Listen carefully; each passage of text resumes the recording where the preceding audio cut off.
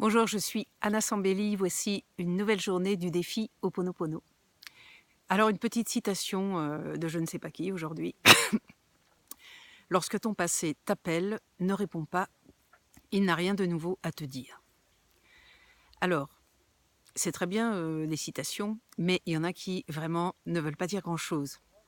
En tout cas, pour le moment, lorsque ton passé t'appelle, il faut d'abord le savoir. Parce que le passé, ce n'est pas forcément une relation, quelqu'un qui, 15 ans plus tard, vous retéléphone. Non, non, non, c'est pas comme ça que ça se passe. Le passé, lorsqu'il t'appelle, eh bien, vous ne savez absolument pas que c'est le passé. Je vous donne un exemple. Donc cet été, euh, j'ai fait vraiment 2 stages qui m'ont beaucoup plu. Et j'organisais, il y a quoi? Il y a une semaine encore, un stage sur, le secret des couleurs. Et il y avait un personnage dans ce stage, assez haut en couleurs justement, beaucoup dans la confiance en lui. Oups, j'ai mon truc qui est tombé.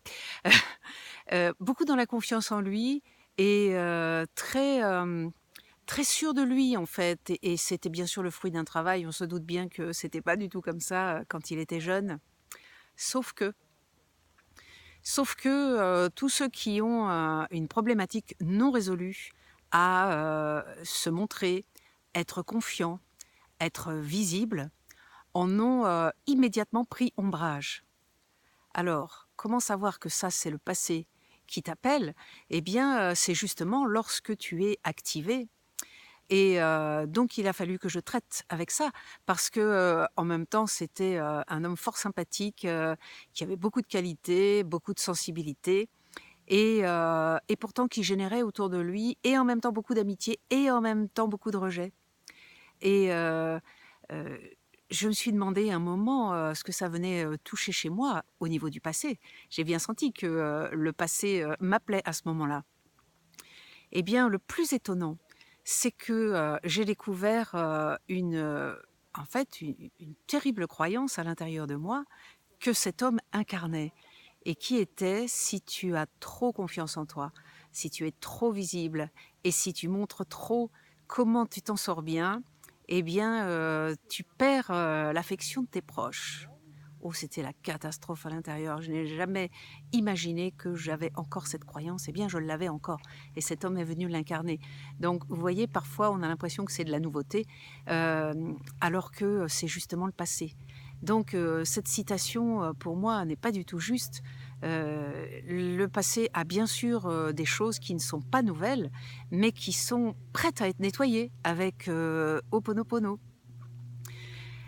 Donc, je m'adresse aussi, je sais que parmi mes lecteurs, il y a beaucoup de thérapeutes, de futurs thérapeutes, c'est-à-dire des gens qui ont besoin non seulement d'être visibles, mais de se montrer, de montrer ce qu'ils savent faire, de montrer leur talent. Et parfois, ils sont rattrapés justement par la mémoire de ne pas être visibles, avoir des difficultés à se lancer ou à se montrer.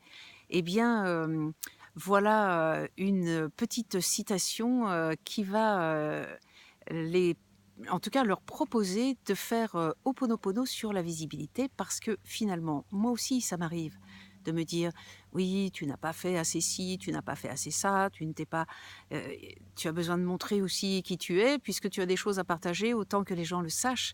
Eh bien, si je n'avais pas vu cette croyance qui dit: «Attention, ne te montre pas trop parce que sinon tu vas créer des inimitiés qui font que, tu vas perdre l'amour et l'affection de tes proches».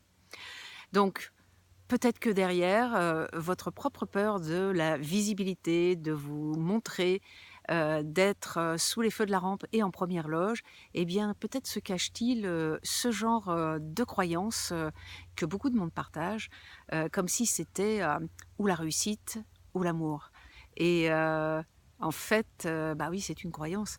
La réalité, c'est que c'est pas, l'un ou l'autre, mais c'est toujours intéressant d'aller regarder ce qui se cache derrière pour pouvoir le nettoyer avec les 4 petites phrases de Ho'oponopono. N'hésitez pas à vous abonner à ma chaîne YouTube. Je vous souhaite, un bon dimanche et je vous retrouve, très bientôt, peut-être, un bon lundi, si c'est, demain que vous regardez la vidéo. Je vous retrouve à très bientôt pour la suite de ce défi.